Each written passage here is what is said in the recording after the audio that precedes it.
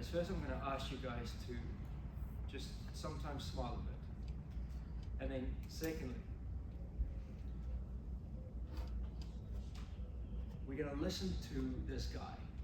And I got to tell you, we can learn some lessons from him. So I can't show you the video, but he's a quadruple paraplegic. So meaning he's kind of like lost all his limbs. Every single arm, every single leg. And I'm going to play it for you, and I'm happy to share this with you. But really listen to what he says. It's about 6 minutes, and then we're going to discuss it. When I listen to this, I really look at myself, and then I look at my circumstances, and I go like, it's not that bad. So I don't really have reason to be angry, negative, frustrated. Well, let's listen and then make notes, and then we're going to discuss it. To be honest, I was pretty nervous. I hope I didn't, bomb this. Just giving you a reference quickly. So this guy's on the stage now, he's talking to people. The way he lost his limbs, and he's probably going to say it, but he said, I didn't bomb it. He stepped on a bomb, basically. He was at war, and that's how he lost all his limbs. So now he's making a joke about it, saying, I hope I didn't bomb it. Because last time what happened? So on the screen, you were going to see my best friend, my wife Kelsey. She winds up telling me with excitement and fear that she's pregnant. 9 months go by, and my daughter's born. And the reason I know that my wife is the best in the world is because when I looked at my wife and I said, what do you want to name her? You think Madison or Avery? She looked at me and said, no, we have to name her Chloe Lynn, don't we? I said, we don't have to do that. Why would you even think that? And she said, because, you idiot. You already got your ex-girlfriend's name tattooed on your arm. Yeah. So we named her after my ex-girlfriend. It's not true. It's not true. No, my ex-girlfriend's the devil, but it's on. So everything's going my way. I'm coming up to my third deployment. I gotta go over to Afghanistan for my third time, start putting our stuff on like normal. As we're going over what we're gonna do, we're strapping our gear on. We go out with the minesweeper, we start sweeping the ground, back and forth. Back and forth, nothing alarms us, there's anything there. I take my backpack off and I set it on the ground. It hits the ground, and underneath it is a bomb. And it takes my right arm, right leg automatically. They rush me into surgery, right? We're gonna fast forward to the surgery here. And they cut my left leg off because it's already gone. And then 2 days later, they have to cut my left arm off because the skin didn't necrotize, so I'm a quadruple amputee. 3 days later, I arrived at Walter Reed in Bethesda, Maryland. My wife came up to me, right, and I saw her. When I finally got a chance to talk to her, I said, Kelsey, you don't have to do this. Take the house, take the cars, take whatever money we have saved up and go. This is not the life I would choose for you. And she thought about it. She said, I was thinking that. Yeah. Yeah. And then she came around and she said, you know what? Handicap parking sounds enticing. I'm gonna stay. But if you can imagine, she actually at 23 and I'm 25 and our daughter's 6 months old, said, you know what? I'm gonna be here. We're gonna get through this together. So I'm at Walter Reed and I'm trying to recover. I had to find motivation, but I find motivation in my wife and my daughter. And all of a sudden there's a brotherhood at Walter Reed.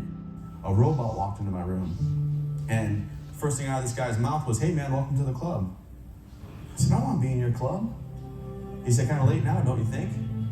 I said, oh, you got me there. And his name was Todd Nicely. He showed me that with hard work and determination, I could walk again. And 2 things went off. Number 1, this guy showed me the way that I can get better. I can still be there for my family. And number 2, he's a Marine. And if a Marine can do it with how dumb they are, So the things I wanted to accomplish, I wanted to be able to feed myself again. I wanted to be able to pick a fork up and put food in my mouth. You see, I couldn't do that for 5 weeks. At 5 weeks, I was out of my recovery stage enough where I was healed up and I could grab a fork. I also was tired of sitting in a wheelchair. I thought, you know what, I want to be able to walk again. So 7 weeks and 4 days into my recovery, I took my very first steps at Walter Reed. It was very painful. It was not easy. And as I was walking around the track, they said, you'll walk 1 lap today. And I went ahead and walked 3 laps that day. And when I got done, I sat down, took a breather, and realized this could be something that I do. Now the next thing, ladies and gentlemen, is my hand. And this thing's the coolest thing in the world. On the screen, you're gonna see the most important hand that I own, right there. It's not the one I'm wearing. No, that one. That one's called a Greifer. That hand is in a Crown Royal bag on the top shelf of my closet. Yeah, and nobody touches that hand because that hand closes 25 pounds of pressure. And you see my daughter is 7 years old. Yeah, in 9 years, Johnny's gonna come knocking at the door. And he's gonna be like, hey bro, like, did you just bro me, Johnny? That's 25 pounds of pressure. He's like, oh dude, that hurts. Johnny, there's no strike 2 and 3. This is 2 and 3 right here. Crunch. I break his hand. I know it's sad. He's like, let me go. Let me go. I pull Johnny close. I don't let him go. No.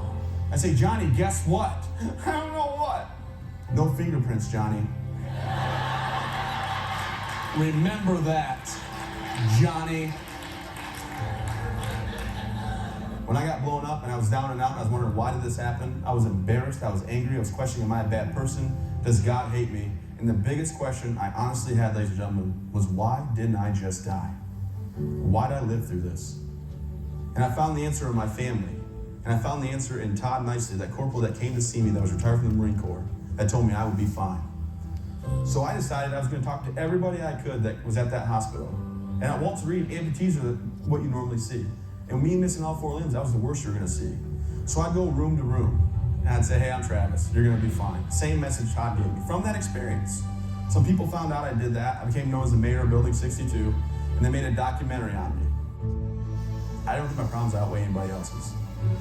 I am fortunate to live in a nation where I can wake up in the morning with no arms, no legs, strap my legs on, right, throw my arm on, go in the elevator and go out, and live life to the fullest. Take my wife and my daughter where we want to go.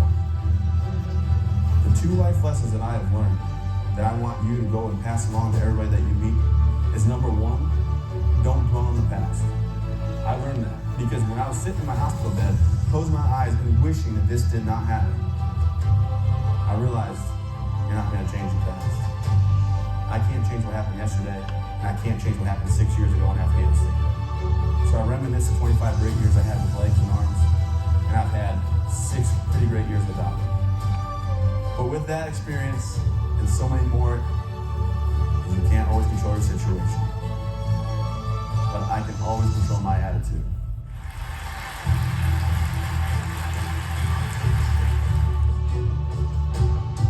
And let me tell you guys something. If you guys come to Augusta, Maine, where I live at, and you're on the road, and you see that white truck on the road, 6.7 liter turbo diesel, you know what I'm saying? Got a tuner in it. They call it the compensator. I don't get that joke, but anyway. All right. So I hope you guys were able to follow that. It's a lot nicer to follow it when you see it on the screen. So we're going to talk this morning about how you deal with your emotions on court. What are the top emotions that typically arise with you when things go wrong? And why? And in that moment, how do you speak to yourself? Who determines that voice? The way you speak to yourself. I'm going to quickly touch on that a little bit. The way you speak to yourself could be because of a certain figure in your life. Maybe it's a parent, it's a coach, somebody. But you know what I found is that we typically are critical of how other people speak to us. But then we tend to do the same thing sometimes to ourselves. You got to change that voice inside. You know, a while ago, I really had to look at myself as a coach. And, you know, I got to tell you, I'm pretty hard on the mistake. And I'm pretty hard on the person up until a certain point. And somebody said to me, you know, you got to be hard on the problem. Because remember, the greatest love a coach can show you is to confront you with your behavior, your mistakes, and demand change. But what it didn't tell me is that you need to be hard on the problem, but soft on the person. And I'm working really hard at doing that. And it's a tough balance to achieve. But that's my suggestion to you. First and foremost, the way you speak to yourself, you gotta be kind, you gotta be nice, you gotta be motivated. But you gotta not be okay with a mistake. You gotta say, listen, if this becomes a pattern of behavior, or if I keep repeating the same mistake, this is now becoming an issue. Because the definition of insanity is doing the same thing, expecting different results. So, your whole life, your career as a tennis player is about making adjustments, adapting. But you won't get to those if you don't speak to yourself in the right way. You won't get to it. You won't get to those good adjustments that make you succeed if you're negative with yourself. And we look at this guy. He had every reason to be negative. I mean, all his limbs got blown off. But he's out there with a sense of humor. He's positive. And the lessons that he teaches us is don't dwell on the past. He goes, man, life is what's happening right now. If you are defined by what's behind you, whether that was good or not, then you got a problem. You're going to define yourself by your mindset, your attitude, and what you want to achieve, where you're going from this moment. So it doesn't matter what you've done before. It's like we say, compliments expire immediately. That ace you just served doesn't win you the next point. That double you just served doesn't lose you the next point. But it could if we don't check our emotions, if we don't control our emotions. But if our emotions control us, that's when we start speaking to ourselves the wrong way. Now, let's say there is a figure in your life that speaks to you in a way that demands perfectionism, that gets negative about your mistakes, that's hard on your mistakes. Okay. Maybe we got to get to a point where we sit and we figure that out. And that'll take communication, it'll take the right moment. But I want to urge you not to be a hypocrite. Because if somehow you follow that example and you do that to yourself, hey, that's on you. And you know, the next thing that it teaches us is that we can't always control our situations, especially for you as a tennis player.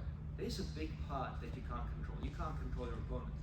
Yeah, you can influence them, but you can't control them. But he says, you can control your attitude. You can control yourself. We talked about the top 3 emotions that steal that good attitude from you. And if your top 3 emotions, we had negativity. Guys, that's the one emotion that brings no gifts with it. All the other emotions bring some sort of gift, but we still don't let it control us. Negativity just does no good. So yesterday, as we're playing tennis and we're putting you guys under pressure, I look around and I see about 2-3 players with negative body language. And my first reaction is like, for goodness sake, we talked about this. But then I'm going, well, why? Why are they still negative? And that's the question I want you to ask yourself about your emotions. Why is this happening? Let's look at some reasons. One of the top reasons why people deal with emotion is because of something that is actually true. I think one of the biggest ones is because of the way they speak to themselves. maybe there's standards. And hey, it's great to have really high standards. I mean, we should all have high standards. But at the same point, if you measure yourself by the scoreboard, then in tennis, probably around 47, like Federer when he had his most incredible year, 47 out of 100 points. If we're just negative because we lost that point, what is that going to do to us? That negativity is going to become like a virus. And that 47 points is going to become 57. It's going to become 67. And it's going to eat you up. So unless we isolate that negativity, and we deal with it, we don't let it control us. Like when we had COVID, I'm sorry that's a bad example, but we isolated the sick. And we said, no, listen, if you're sick, we're going to take you away from the healthy people so that the healthy people don't get sick. Now, there are a lot of different theories about that out there. I'm not the decision maker here. But what I'm saying to you is, those emotions that leads to a bad attitude, you gotta isolate them. You gotta not let it control you. You gotta detach from it. You gotta let it go. And you, first and foremost, don't deny it. Don't deny that, hey, I'm negative in this moment. You need to be aware that, hey, I've gone to negative time. And then secondly, you're going to tell yourself, listen, no good is going to come from this. Because no greatness is achieved from negativity, fear, anger.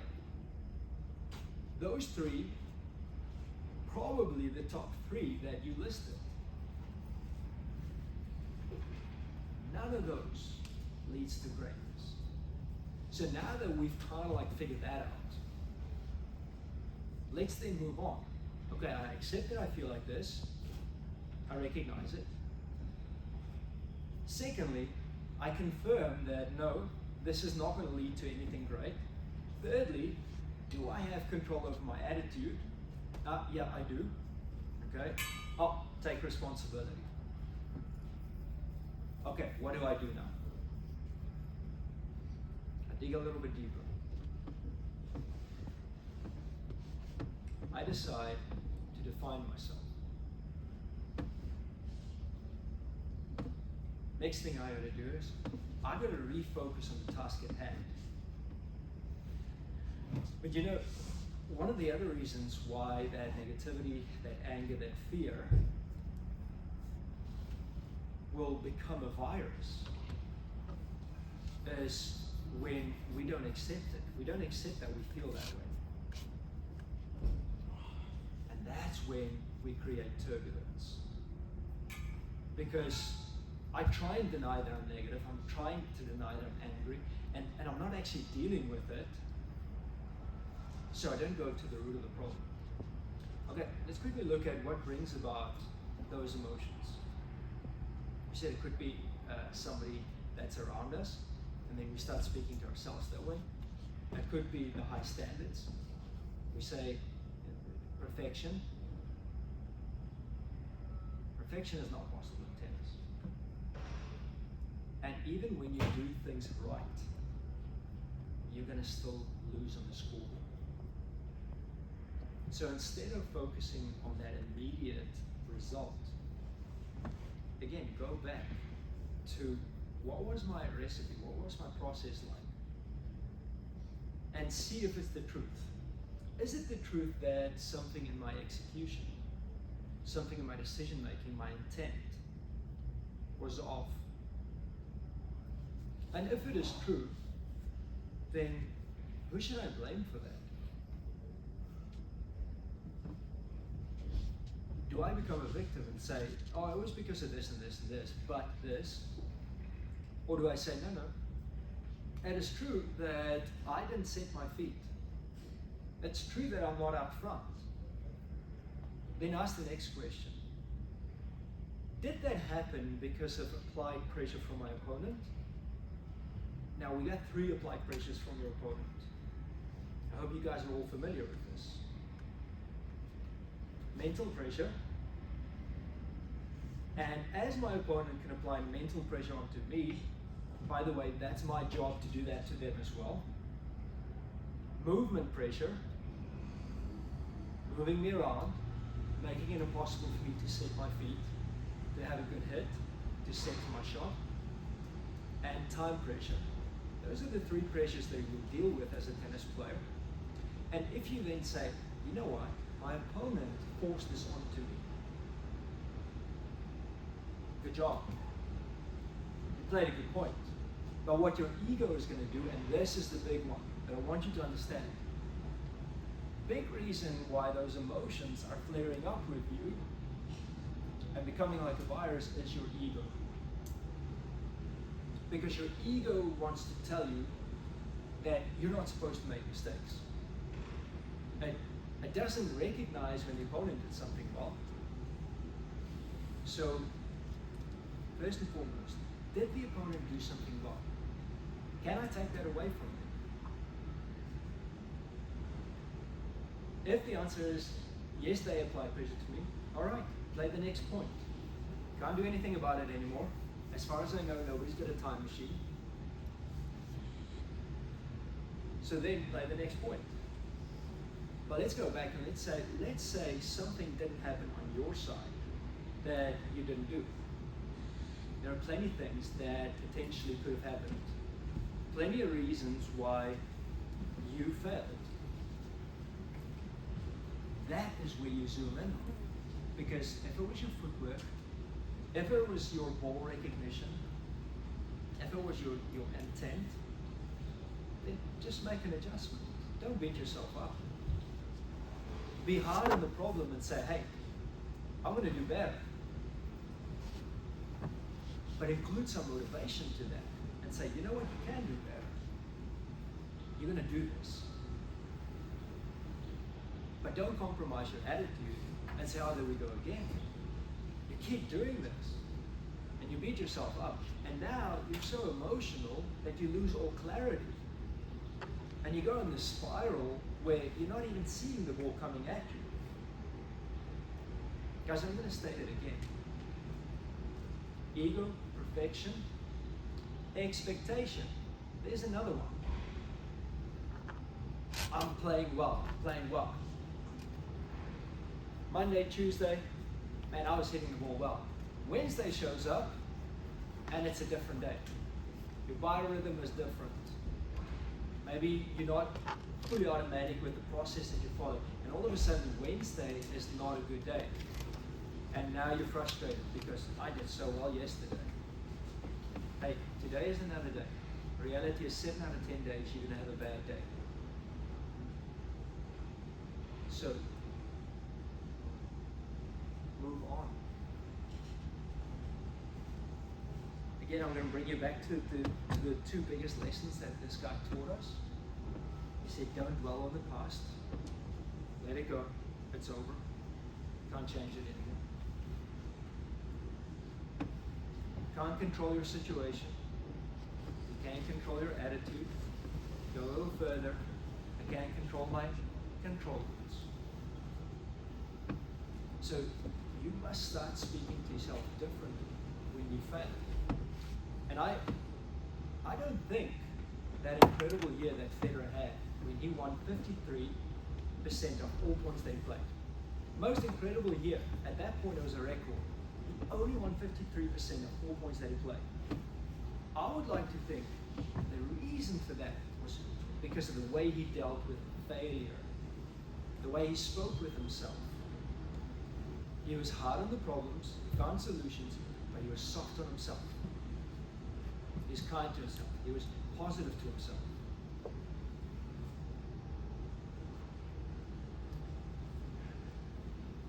What would it take for you to start changing the way you speak to yourself when things go wrong?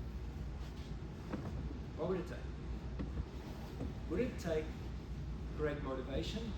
As we said, spend 10 minutes a day, look at motivational stuff. Don't look at that show that is basically just a brain dead show. Some shows are good, so not all shows, sorry. But give yourself a little advantage. Because remember, you're like a jug. What you put in is what you pour out. What you put in here is what you put out. So give yourself an advantage. And then take it one step at a time and accept that it's supposed to be different. So all I'm asking you is motivate yourself, change, or the alternative is we can wait for a big life event to change us. Now this guy in this little clip that we played, I would like to know what he was like before he stepped on that ball. I'm going to tell you, it's probably not as positive. But why should it take for us to bomb out, to change? I'll tell you. Because we're all in these modes. We've all gotten stuck into our routines. These modes, these ways of thinking, the way of speaking to yourself, the comfort zones, especially for us here in America. You want to change your future? Start now. Change now. And percentages tells me that probably 90% of the guys in this room and girls will go home and tomorrow will be the same. The next day will be the same. Who's going to be that 10%? That takes this and make an adjustment, make a change.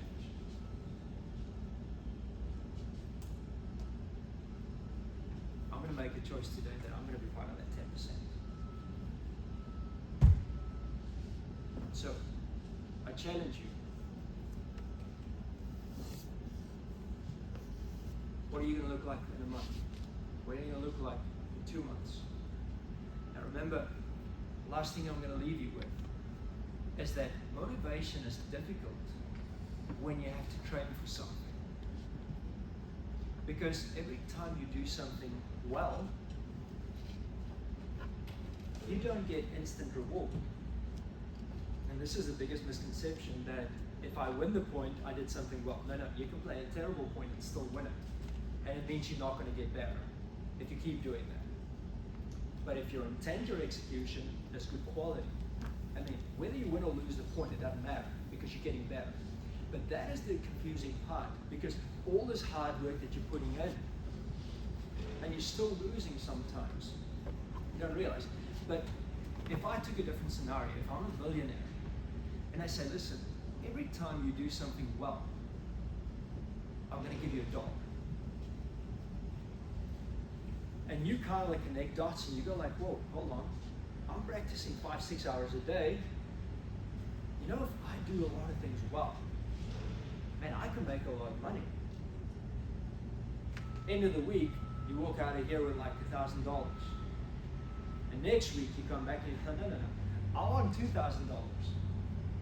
So guess what? I'm going to do even better. Because I'm getting paid for every time I do something well. And now, you come to realize, I can make a lot of money. That's instant motivation. You don't have that. I don't have $1 billion. I can't do that for you.